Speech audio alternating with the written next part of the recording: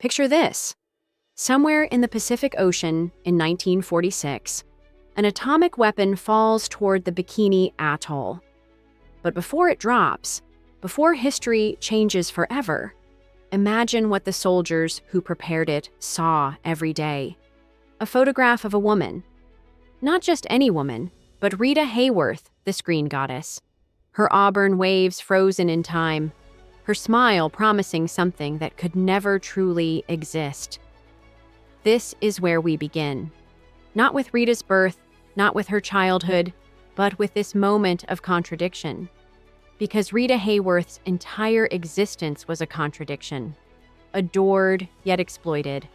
Famous yet invisible.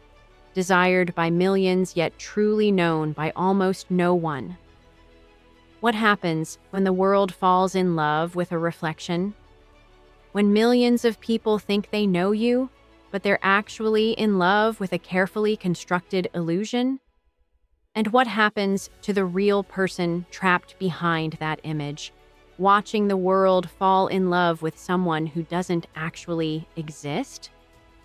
Today, we're not telling you the story of Rita Hayworth, Hollywood star. We're revealing the story of Margarita Cancino, the girl who was erased so thoroughly that even she began to forget who she really was. Imagine standing in front of a mirror and watching your own face disappear.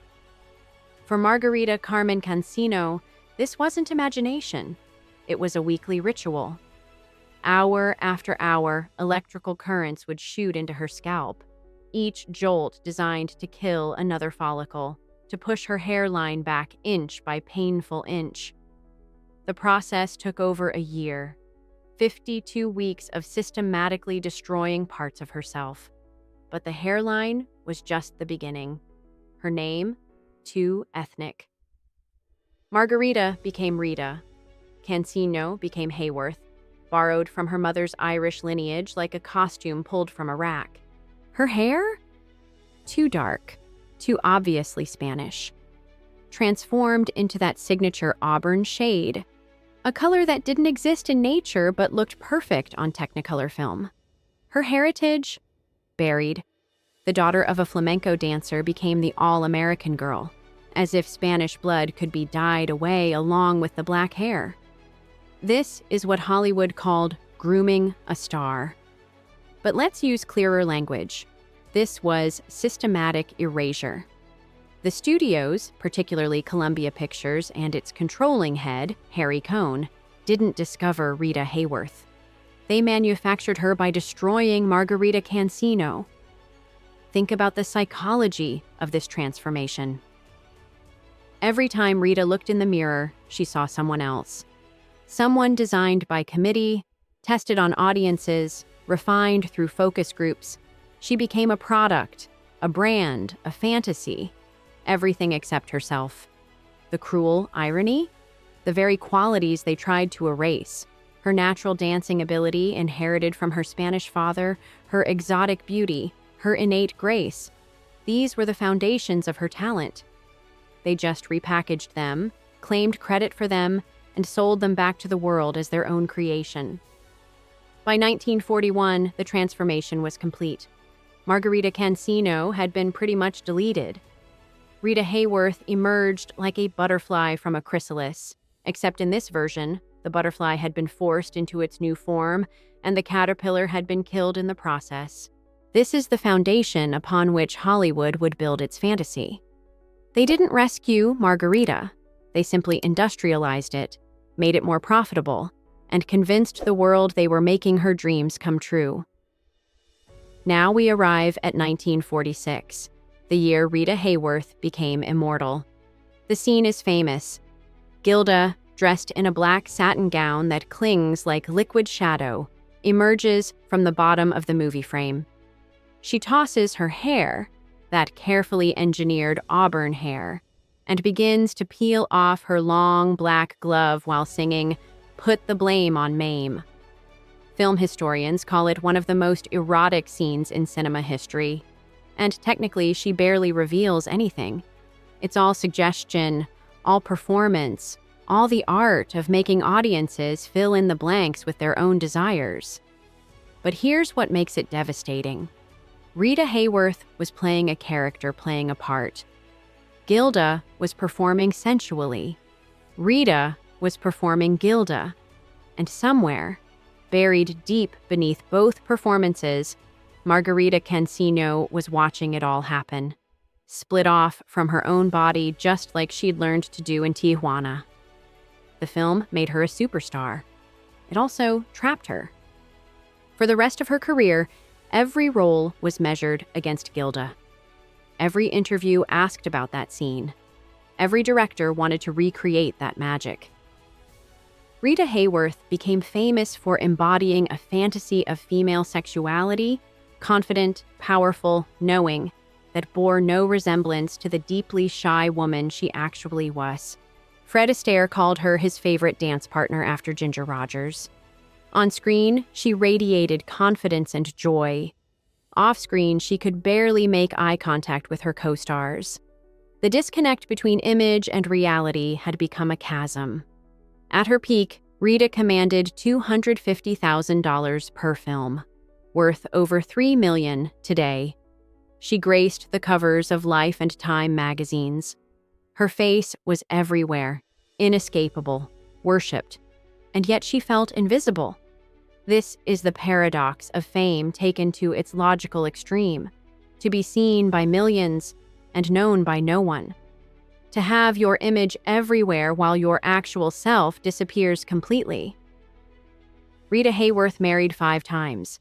Each marriage was, in its own way, an attempt to escape, to find someone who could see past the image to the person underneath. Her first marriage, to Edward Judson, was essentially a business arrangement orchestrated when she was just 18. He was 40 years older, a car salesman who saw her potential and marketed her accordingly. It was her father's control with a ring attached. Her second marriage to Orson Welles seemed more promising. Here was a genuine artist, someone who might understand the difference between performance and truth. But Welles was also a narcissist who cast Rita in The Lady from Shanghai, and then chopped off her famous hair without warning, as if to prove he owned her image more than Columbia Pictures did.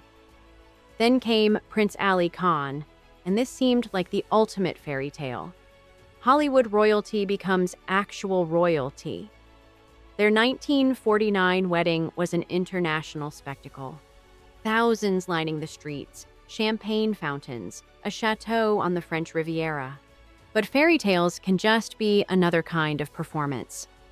Ali Khan was a notorious womanizer who collected beautiful women like trophies. Rita found herself in yet another role: the princess who was supposed to accept her husband's infidelities with aristocratic grace. She lasted 2 years before filing for divorce, fighting bitterly for custody of their daughter, Princess Yasmin. 2 more marriages followed, to singer Dick Haymes and producer James Hill, each progressively more dysfunctional. By this point, Rita was drinking heavily, struggling with memory, and beginning to exhibit the erratic behavior that everyone attributed to alcohol or instability. But here's the question we should be asking. Why did Rita keep seeking salvation in marriage? Why did she keep believing the next man would finally see her? Because no one else did. Not the studios who manufactured her. Not the audiences who worshipped her. Not even the press who documented her every move. They all saw Rita Hayworth, the image. Margarita Cancino had been so thoroughly erased that perhaps she believed the only way back to herself was through someone else's recognition. She was wrong, of course, but by the time she realized it, something far more terrible was beginning to happen. Imagine forgetting your lines during a take. It happens to every actor occasionally.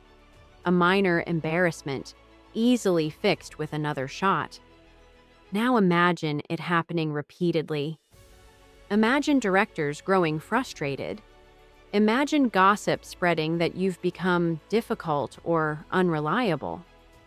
Now imagine that these aren't lapses of memory, but the first symptoms of a disease that will eventually steal everything: your past, your present, your very sense of self. For years, no one understood what was happening to Rita Hayworth. Throughout the 1960s and into the 1970s, her behavior became increasingly erratic. She would forget appointments, lose her way in familiar neighborhoods, fail to recognize old friends.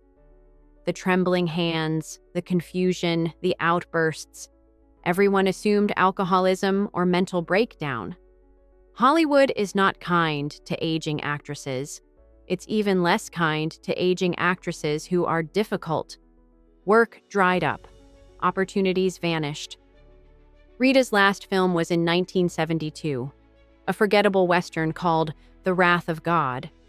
After that, silence. She retreated from public life, becoming reclusive. The woman whose face had once been inescapable now avoided being seen. When she did appear in public, the episodes were sometimes disturbing. Incoherent speech, inappropriate behavior, the obvious absence of the person she'd once been. In 1980, Princess Yasmin, Rita's daughter, finally received the diagnosis that explained everything. Her mother had Alzheimer's disease, not alcoholism, not mental illness, a degenerative brain disease that was slowly dismantling the architecture of her mind. Rita was only 62 years old. Alzheimer's was poorly understood at the time, rarely discussed publicly, and often misdiagnosed as simple senility. Yasmin made the decision to go public with her mother's condition, and in doing so, transformed Rita's final years into something meaningful. Suddenly, Rita Hayworth became the public face of Alzheimer's disease. The Rita Hayworth Gala, established to raise funds for research, has since generated millions for the Alzheimer's Association. Rita, who had spent her entire life being used by others, was now, through her daughter's advocacy, using her fame to help others. On May 14, 1987, Rita Hayworth died in her Manhattan apartment at age 68. The Alzheimer's had progressed to its final stages. She was surrounded by family, cared for by her daughter, far from the cameras and the crowds that had once defined her existence. The obituaries were predictable. Hollywood's love goddess dies. Gilda star passes away. Pin-up icon Rita Hayworth dead at 68. But these headlines missed the point entirely. They were still writing about Rita Hayworth, the manufactured image. They were still in love with the fantasy. Who really died that day? Margarita Carmen Cancino, the girl who was 3 when she started dancing and as she got older in border town nightclubs, 16 when Hollywood began erasing her identity, and 27 when a single film performance locked her into a role she could never escape. Think about the tragedy here. Margarita had a rough childhood. She spent her young adulthood being transformed into someone else. She spent her prime being worshipped for qualities that weren't even authentically hers. And she spent her final years forgetting all of it, the abuse, the fame, the marriages, everything, until even the false identity called Rita Hayworth dissolved into nothing. In a way, Alzheimer's completed what Hollywood started, the total erasure of Margarita Cancino. Finally, we might think about legacy. What do we leave behind? Rita left 61 films, countless photographs, endless footage of her dancing and performing. But perhaps her most important legacy is the one she never chose, forcing society to confront Alzheimer's disease, to see it not as shameful decline, but as a medical condition deserving of research, compassion, and cure. The real Rita Hayworth, or rather the real Margarita Cancino, was someone the world never truly got to know. She was buried under layers of studio makeup, hidden behind practiced smiles, lost in the performance of a lifetime, the performance of being Rita Hayworth. So let me leave you with this question.